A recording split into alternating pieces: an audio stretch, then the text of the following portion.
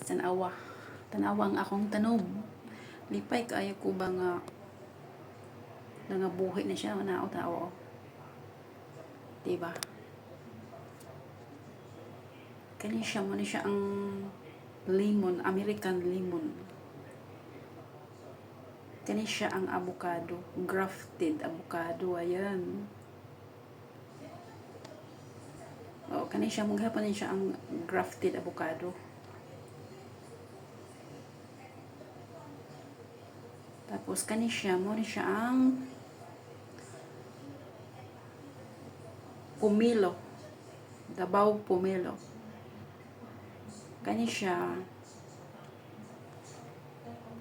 mo ni siya ang Carabao Mingo. Na kani siya avocado. Naning lambo lagi siya oh. Kani wa ni klaro kay namatay man ni siya. No. Namatay. Kani siya, mo ni siya ang grafted na dwarf two-root dwarf mango. Ayan. Nabuhi na siya pero hindi pa siya ano. Ayan oh, yung grafted niya hindi pa siya na ano, yung puno pa lang ang nabuhay. Yun yung dwarf ha. Yan, wala na, patay na yan. Yung saging namin, ayan, lumaki na, nagsaha na siya oh. Ayan. Di ko alam kung bakit nagkaganyan yung ano. Bakit namatay yung yan, saging yan, yung hindi siya latundan, lakatan. Ito naman yung limonsito namin. Ayan oh. Limonsito yan. Yung namunga na yan siya pero yung bunga niya nalaglag. Ito naman yung tamarind, sweet tamarind. Ayan. So, ito naman ay dalandan. Dalandan po yan. Pa-sprayhan ko nga ito ng meron akong sa kanila eh. At ito, ang umagad na ako is, nakakuha na siya og dahon. Nakakuha na siya bunga. Nakatilaw na siya na iyang bunga. So, anhi ko din yung napita maghimo og tangkal sa silingan. Magsilingan, maghimo og tangkal. Muna siya ang muna siya ang Indian Mingo. Natanaw siya oh. Nagkuha na po siya. But siguro niya sa ringsing nang nasa ibabaw. So, ang tanom siguro ning papa. O kahibawa ni mangga man ni siya oh. Ang tanom ning papa kay nakahibawa mo kus akong mga pinalit. O ang akong gwapa nga bayabas og naunsa ni siya. Ayan. Nalaos ang iyang dahon og naunsa ni siya. So ako na siyang ipaputol. Kani mo nang ikaduha nga dwarf mango. Ayan, na siya oh. Muna siya ang dwarf mango. Two-root, tapos dinugtungan siya. Ayan. Dingsibol na siya guys. Naatol manggod nga nag-inuwan dito. Kani siya nindot kay ang iyang pagkuano. Two-roots, king mango. Ayan na, ning kuan na siya, ning dako na siya og ano. Abi ninyo guys, ang dagkok ay siya bunga.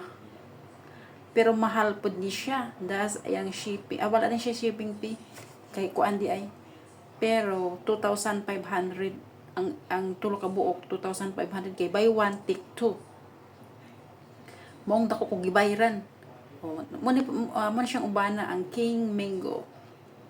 Yan na ning sibol na ang iyang kuan oh. Narinig libutang ni Papa duol sa utlanan. Sa bagay ako man siyang ipapader pag nahuman na akong bayad, ako na siyang padiron. Kay naamang ko'y bitin guys. naibitin nga mo labang-labang ba niya mahadlok man tagoy Ginoo saon na lang. Muna ako ni siyang butangan umahuman ni nako siya ako gini siyang padiron. Umo ni siyang akong bag-ong tanom nga kuan orange ni siya nga dwarf nga lubi. Ingon akong papa nindot na ni siya tubo. Ug naapa ko dito magkalingaw ko guna guys kay kini lagi pobreta. Pero kisa pa bay ako pay mo asa naman to? Asa naman to eh. Ako pay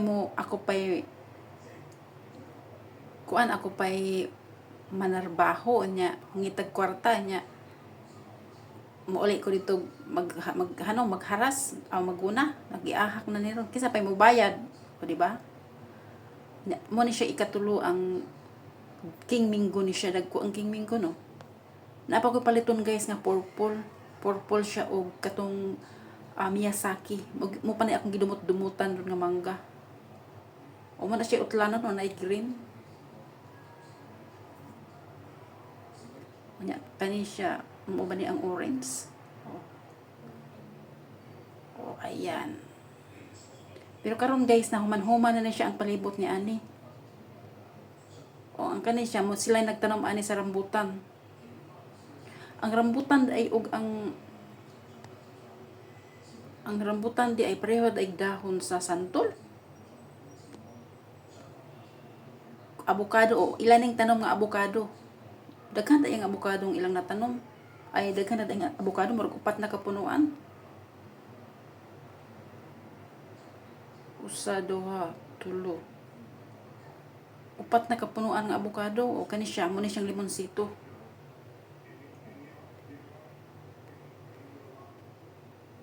ayan ang saging may saging sa silingan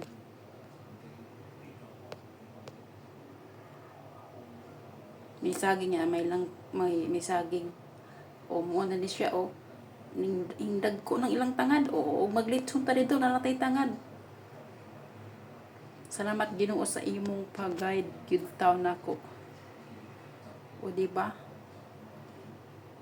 o ayan